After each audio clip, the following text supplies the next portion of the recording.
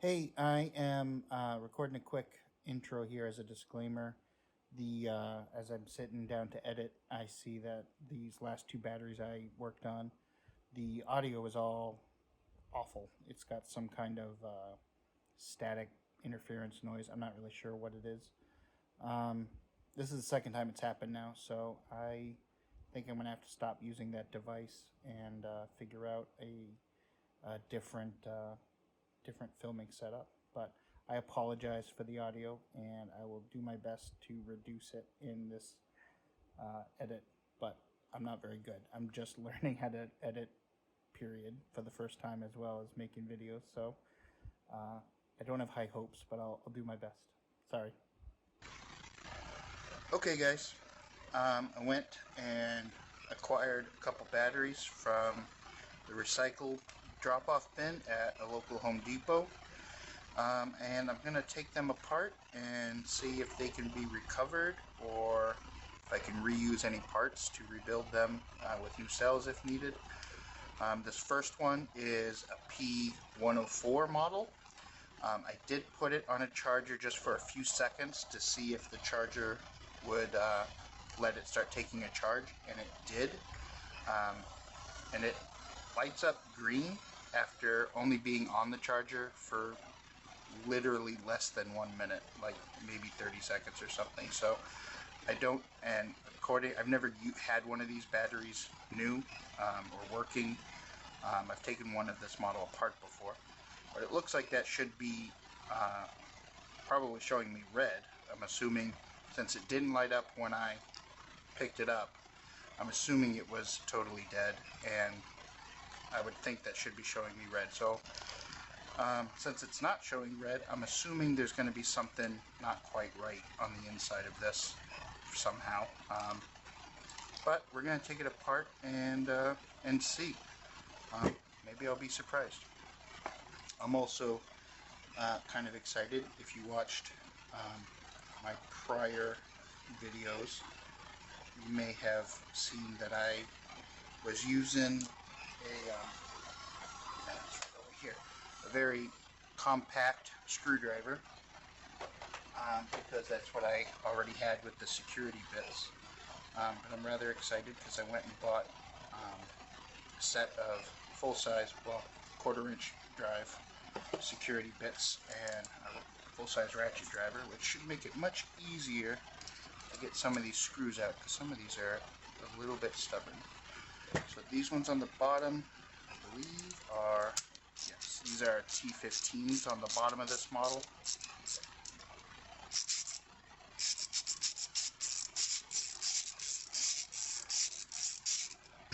That ratcheting sound might be loud on camera. I don't know. If it is, I will mute that section when I'm ratcheting. It's not super quiet. This part's not loud, but this screwdriver that I bought, so if you just twist the handle, it is a regular ratcheting screwdriver, but if you hold this ring, then it screws. Can you guys see that? I don't know. It'll screw. It's focusing now. So if I turn it to the right, it actually turns the bit to the left. And then when I turn it to the left, it still turns the bit to the left. And that's only when you hold this collar. So you get sort of a double action, which is kind of cool. I don't know how useful it is on these batteries where you kind of need one hand to be holding the battery at the same time. So, but it's a neat feature, and it was only a couple dollars more than the ratcheting one that didn't have that feature. So I got this, I think it was like 12 bucks at Home Depot, 13 bucks, something like that. It was cheap because I'm not interested in spending a ton of money on stuff if it's not going to get, really hard work or abuse. I'm not taking apart old cars or something where I need useful, where I need a tool that's sort of extra rugged. Just doing smaller stuff. And then this was I want to say like $5 at Harbor Freight for a set of security bits, which is good enough. I will say they had just stopped carrying. They used to have it because I'd seen it on their website, but they were gone by the time I went down there. A set of security bits that were 3 inches long, which I would have rather had because I do have other batteries I've taken apart. Not other batteries, actually, a charger that I took apart, and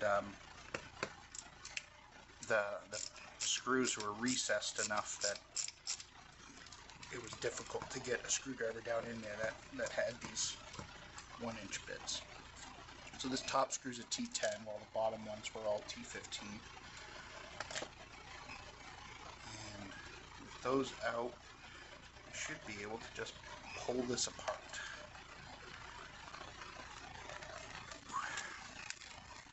Oh, actually, I remember when I took this apart last time, there were clips in there. So, and I remember saying to myself, oh, I hope I remember those are there so I can try not to get annoyed by them next time. I believe they're right in front of, I don't remember. Yeah, there they are. So it's, if you're looking at the front of the battery, there's a clip just in front of this on both sides.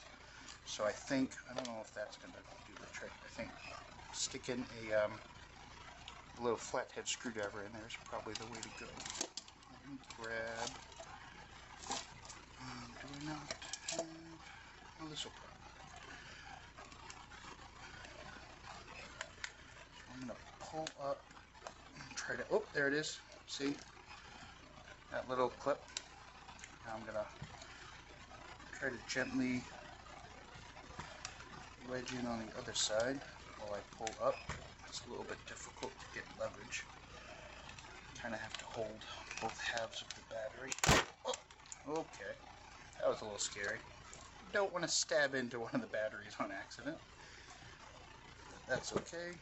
Now I'm just going to put my screwdriver at the top of one of these metal clips just so I can kind of give it some motivation to slide out of that tower. That's in there tight. That doesn't want to come out. That is very tight. Let's see if we can get a little more space here. Let's try to do this without stabbing ourselves. They're starting to come loose. You can see like a lot of crud built up. There we go. So the top shell is just plastic, really. There's nothing in there to worry about. Set that aside for now. Here we have our battery. You can pull out these plastic clips, and behind them are these metal springs. On this model, they're separate. On some other Ryobi models, there's these metal spring parts are like captive in there, like they're plastic welded onto the base. So let's undo this front connector. This front connector here is what powers the little charge indicator on the front. We can undo that, and then we can gently get this out. This is in there very strong. I'm going to try to come in here gently and just sort of find a spot where I can get just a little bit of leverage to help me. Oh, there we go. Get it started. It's a very, very tight fit with this foam they put on the sides. So this one, oh, it stayed in that time. So there's a silicone, it's like a soft rubbery silicone base that's inside of here that the actual battery cell is set in. It's kind of a shock absorber. Sometimes that comes out with the pack stuck to the bottom, but there's nothing else in there we care about. Oh, and then just this front board which powers that charge indicator, like I said. We don't need to worry about that. Let's put this stuff aside. LEDs aside so don't lose track of those. And now let's see what we got. So this foam that they stick on this model is really annoying. It's covers the ends of the cells a lot, and if moisture were to have gotten in here, this foam will kind of like a sponge hold it up against the cells a little bit. So I'm just gonna sort of try to peek around it and see if I'm seeing any indication of like rust or corrosion, and I don't think I am. I don't think I'm seeing that at all. I don't know how this comes up on camera, but the insulator at the tops of these cells is like a brown color, and it kind of, at a quick glance, it sort of looks like corrosion or rust, but it's not. When I've taken these apart before, I was annoyed at that color, because that one that I took apart before did have a bunch of rust on it, and those just made it look extra bad. Alright, so I'm going to set this driver aside just so a little bit of room here. I'm going to pull in the meter. Just the glare on that, that's okay. It looks okay, I think. And so let's check out, double check on the cover because this tells you the polarity. So this ought to be the output. So this says the whole battery's at 19.56 volts right now, which is very close to a full charge, which I find weird because the charge indicator light would not turn on when I picked this battery up from the recycling bin. So I had assumed it was over discharged or totally dead somehow. Maybe that's not the case. Let's check the individual cells. 3.26. How did this look?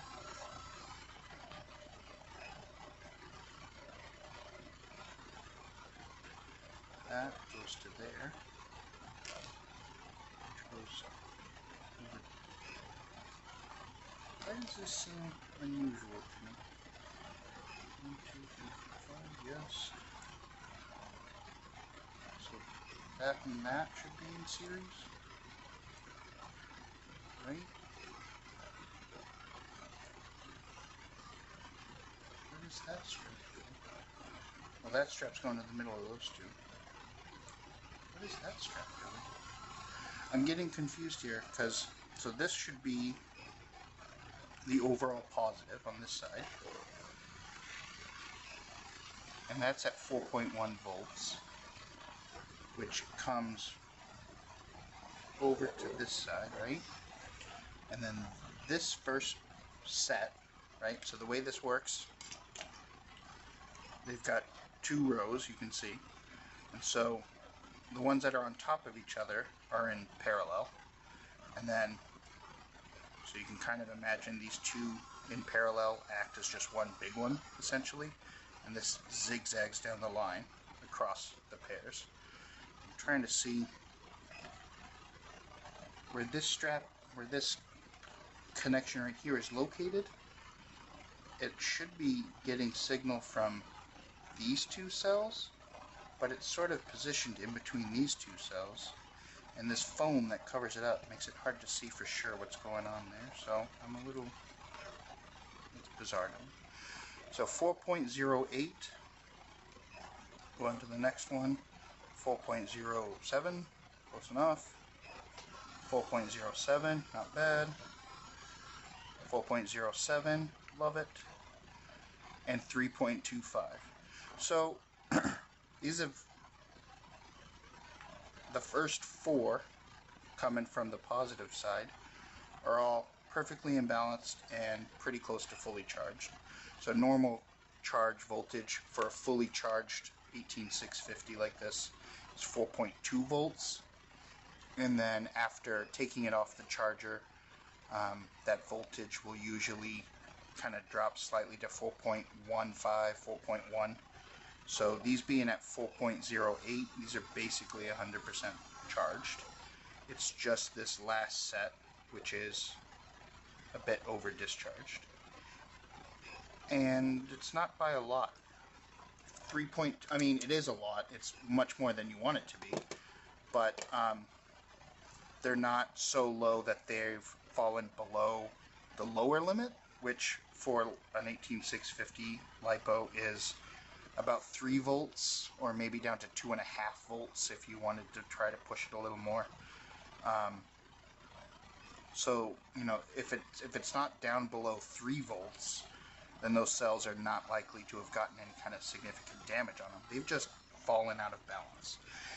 So, that's a super easy fix. I'm just going to put my bench power supply across that pair of cells and bring them up to match these guys at 4.08, and then I will let this whole pack just sit for a day or so and see if they hold that voltage well, and assuming they do, then that's all it took to repair this pack, is just to rebalance those cells. So I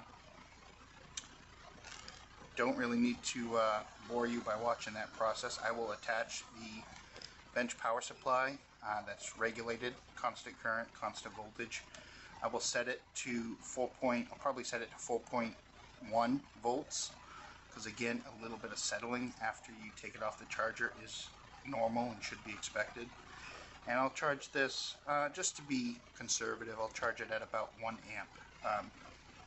They don't seem over discharged, so they probably, just from the 30 seconds I put it on a charger, I doubt that it climbed that fast in just 30 seconds from, you know, something dreadfully low up to 3.3. So I don't think that this has gotten over discharged, and so I don't suspect damage on it.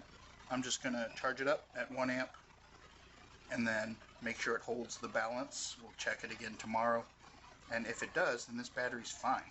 And that also explains why this indicator was showing green after just a second on the charger, because the overall voltage is pretty close to full. It's just that one cell that was low, that one cell set.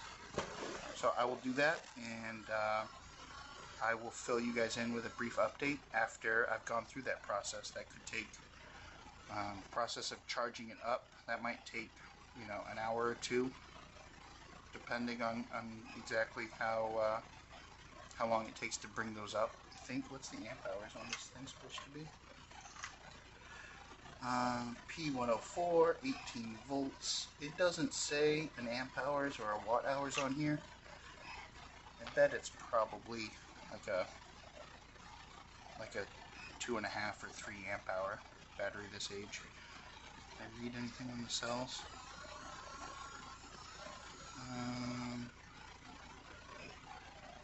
These are Sanyo cells. Sanyo UR 18650 SA M39A. Sanyo L. So that's the model. I'll look that up to see what their original capacity was supposed to have been.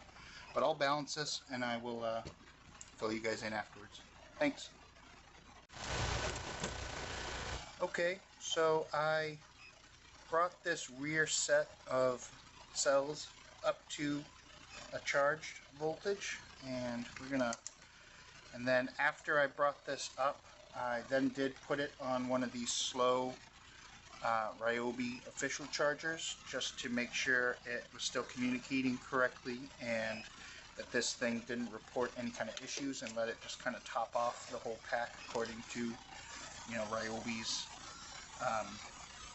charging, you know, procedure for their official chargers, just to make sure nothing weird happened. And now I'm just going to double check this voltage.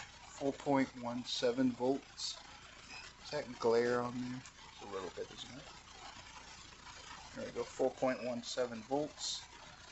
And come down here, 4.14 volts, 4.14, 4.14, 4.16. So that's really, really good. That's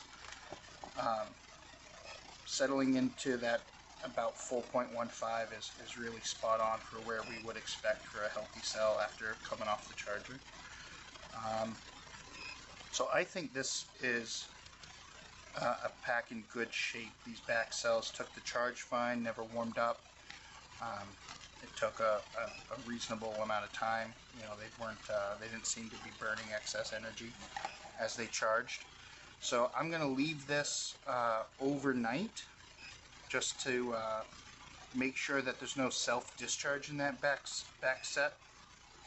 And assuming there isn't, then this pack is good to go. And then we'll just kind of test its overall capacity to see if it's had any meaningful loss in total capacity as a result of that imbalance, or just age. Alright, so I'm giving a real quick update on this battery.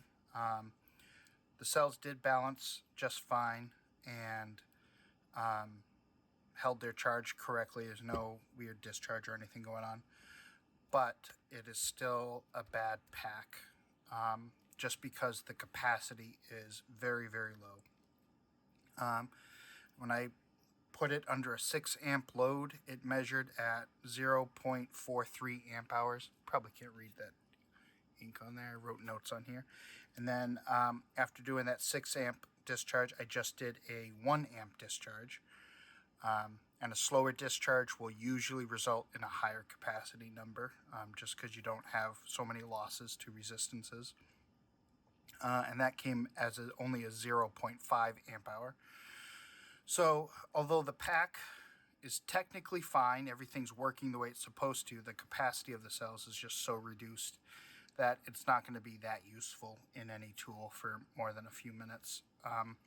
So I will put this aside and earmark this to have the cells replaced. I've gotten, what have I got? 1, 2, 3, 4. This will be my 5th.